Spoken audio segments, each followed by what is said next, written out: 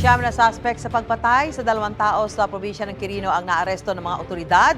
Sa Rizal naman, patay ang isang lalaki matapos pagsasaksakin sa harap ng kanyang bahay. Narito ang unang balita.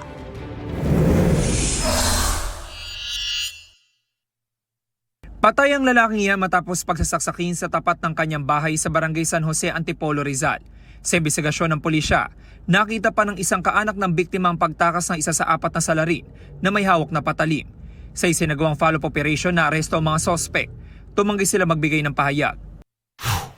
Sa Antipolo City pa rin patay ang isang babae matapos pagsasaksakin ng anak ng kanyang live-in partner sa araw ng Pasko.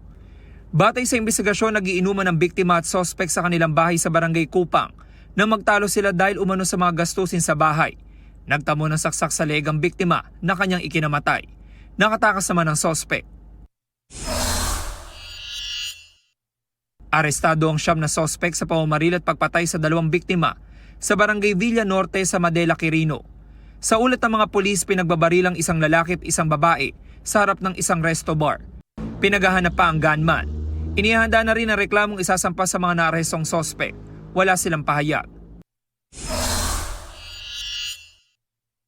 Patay na nang maabutan ng mga rescuer ang isang lalaking welder matapos aksidenteng masabugan at mahulog sa tangke sa compound ng isang oil company sa Barangay Tablon, Cagayan de Oro.